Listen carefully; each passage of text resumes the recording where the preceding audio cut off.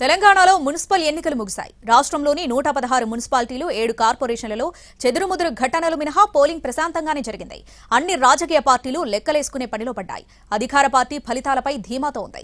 Congress party ఆశించిన సీట్లెన్ని? ఎదురుగాలి వీచిందెక్కడ? Let's watch.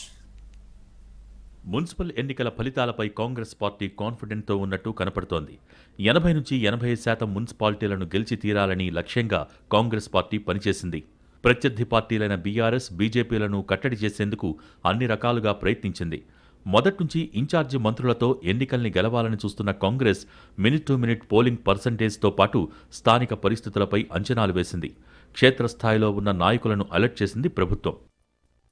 ఉమ్మడి ఖమ్మం, నల్గొండ జిల్లాల్లో ఫలితాలు ఏకపక్షంగా ఉంటాయనే ధీమాతో కాంగ్రెస్ పార్టీ ఉంది. ఆ జిల్లాల్లో కాంగ్రెస్, బీఆర్ఎస్ల మధ్య ప్రధాన పోటీ నెలకొంది. మహబూబ్ నగర్, వరంగల్ జిల్లాల్లో మెజారిటీ స్థానాలు గెలుస్తామని కాంగ్రెస్ పార్టీ వర్గాలు చెబుతున్నాయి. కరీంనగర్లో కాంగ్రెస్, బీజేపీ మధ్య తీవ్ర పోటీ నెలకొని ఉందని అంచనా. ఇక నిజామాబాద్లో కాంగ్రెస్ ఎక్కువ సీట్లు ఆశించింది. అందుకనుగుణంగా ఆఖరి నిమిషం వరకు అన్ని రకాల ప్రయత్నాలు చేసింది.